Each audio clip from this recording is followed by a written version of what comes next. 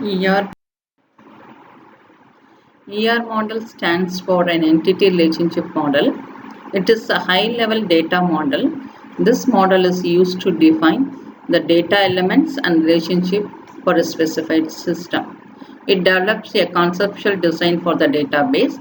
It also develops a very simple and easy to design view of data. Here modeling, the database structure is portrayed as a diagram called an entity relationship diagram. For example, we design a school database. In this database, the student will be an entity with attributes like address, name, age. So you are going to store the details about the student. The address can be further divided as another entity with an attribute. We can store street name, door number, city, pin code, state, etc. And there will be a relationship between them.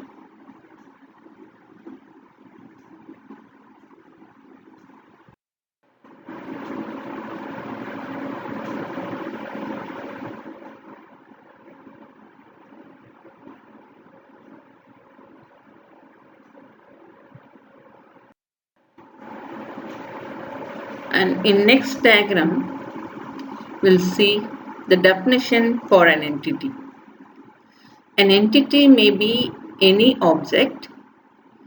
So if it is an object, we can say person is an object, place is an object, class is an object.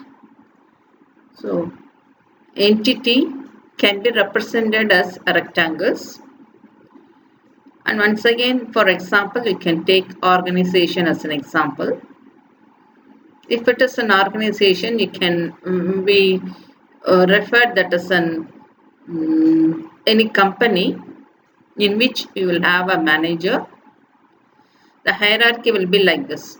You will have general manager, then manager, and you will have the employees, and various departments are there in the organization, and each department will do some work, the particular specific task, and what are the product the organization is manufacturing, how they are disposing, how the delivery is done, how the quality of the product has been checked. All these things we can represent that as an entity.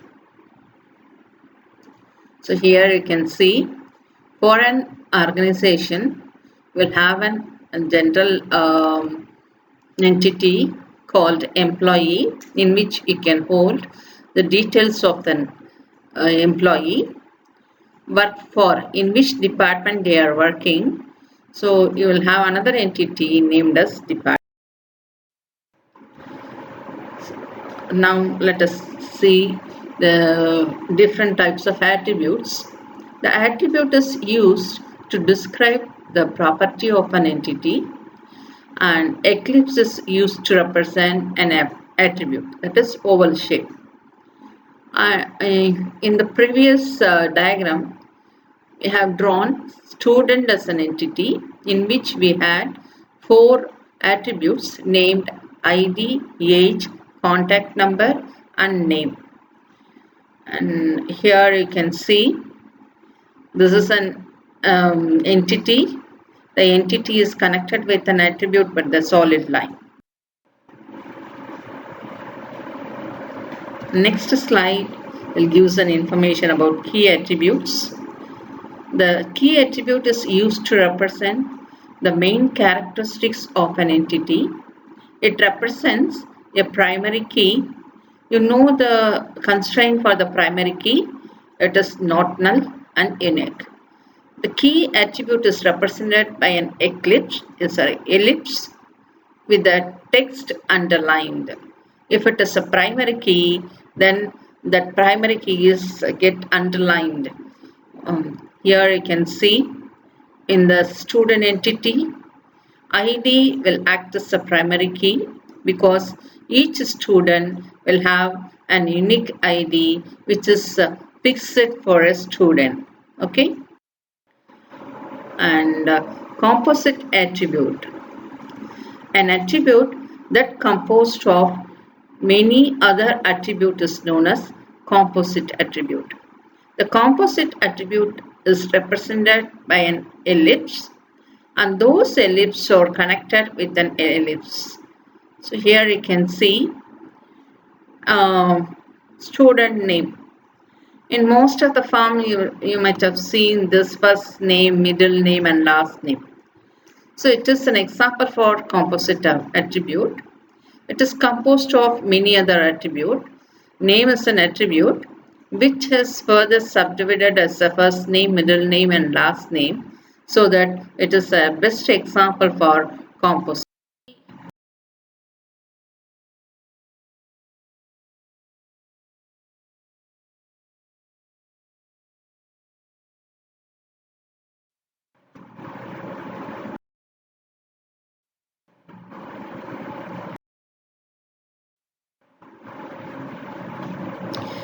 So arrow mark is there.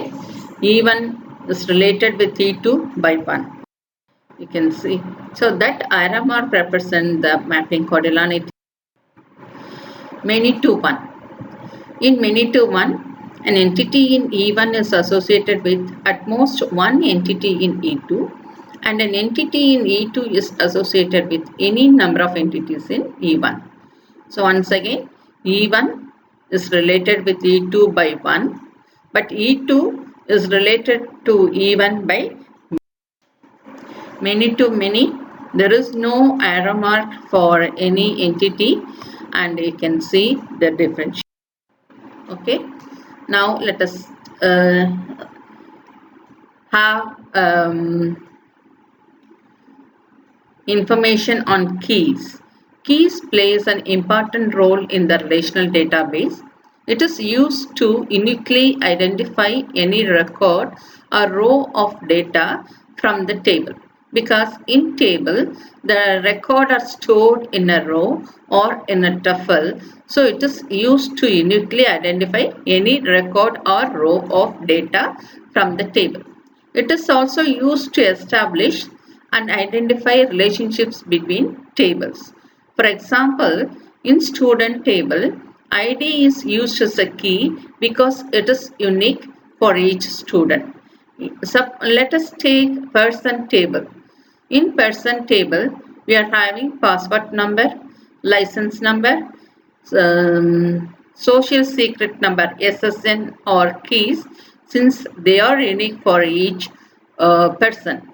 So in a table, we can have more than one key also, and which are unique in nature, you can say that are the okay. That is, here you can see in student table ID is a unique one. In person table name is unique one, and passport number, license number, SSN or the alternate keys you will have. So in general, the types of key is categorized under primary key, candidate key, super key and foreign key. What do you mean by primary key? It is the first key which is used to identify one and only one instance of an entity uniquely. An entity can contain multiple keys, as we saw in person table. The key which is most suitable from those lists become a primary key. Let us take, instead of person, we renamed that table as employee, in which we had employee ID, which may act as a primary. Entity relationship diagrams. Entity relationship diagrams, in which for that I have taken the example as internet sales model, and here you can see entity is represented by rectangle box, relations are represented by diamond box, attributes are by oval shape, and these are all relations. A cardinality 1, 0 or more optional, it is for many. 0 or more, it is for many. And this is the diagram. Here you can see this is shipping item, ship item 1 to 1, customer shipping item ship maybe utilized by more than one customer, and here you can see 0 or more, which is optional orders, and here you can see many options. Okay, what is an entity relationship diagram? It shows the relationship of an entity set stored in a database. An entity in this context is an object, a component of data. An entity set is a collection of similar entities. These entities can have attributes that define its properties. By defining the entities, their attributes, and showing the relationship between them, an ER diagram illustrates the logical structure of database. ER diagrams are used to sketch out the design of database. So what do you mean by weak entity sets? A weak entity is an entity set that does not contain sufficient attributes to uniquely identify its entity. In other words, a primary key does not exist for a weak entity. However, it contains a partial key called as discriminators. Discriminators can identify a group of entities from the entity set. Here you can see building is an entity, apartment is another entity. Apartment will act as a weak entity. Building is a strong entity in which you are having the primary key as building number. But in case of apartment, door number is a weak reference. You know that in apartment you will have a type A, type 2, type 3, like that, type A, B, C. In A, your reference door number will start with the 0, 1, 0, 2, 0, 3, and with reference to the floor, they will give 101, 102, like that, 201. So that is not unique. So door number is, if I just say it is 101, then the 101 may refer to first floor, or say first floor of A type or first floor of B type, whatever it is. Okay, apartment. This is a building architecture. It is an connectivity between two entities. Extended ER features. Extended ER features. First one is specialization. An entity set may include subgroupings of entities that are distinct in some way from other entities in the set. For instance, a subset of entities within an entity set may have attributes that are not shared by all the entities in the entity set. An example, the entity set person may be further classified as one of the following. It may be the person may be an employee, or he may be a student.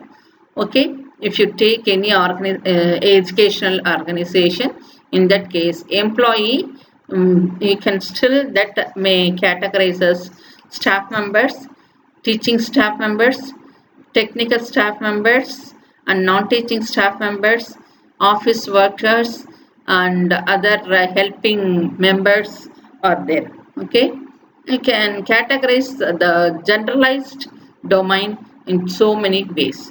Each of these person types is described by a set of attributes that includes all the attributes of entity set person plus possibly additional attributes. The process of designating subgrouping within an entity set is called specialization. Okay. For example, if you take a university, university divides students into two categories: the graduate students and undergraduate students, postgraduate or undergraduate. Graduate students have an office assigned to them. Undergraduate students are assigned to a residential college. So here the category is graduate and undergraduate. Graduate students, they have an office assigned to them, but for undergraduate there is a residential college. Each of these students type is described by a set of attributes that include all the attributes of the entity set of the student plus additional attributes. An entity set may be specialized by more than one distinguishing feature. The distinguishing feature among employee entities is the job the employee performs. In terms of ER diagram, specialization is depicted by a hollow arrow head pointing from the specialized entity to the other entity. This relationship is called ISA relation. ISA relationship, which stands for ISA and represent, for example, that an instructor is a employee. Okay, types of specialization. Overlapping specialization. An entity may belong to multiple specialized entity set. Disjoint specialization. An entity may belong to at most one specialized entity set. And for an overlapping specialization, once again you can take student and employee as a specialization of person. Two separate arrows are used for disjoint specialization, as in the case for instructor and secretary as specialization of employee. A single arrow is used.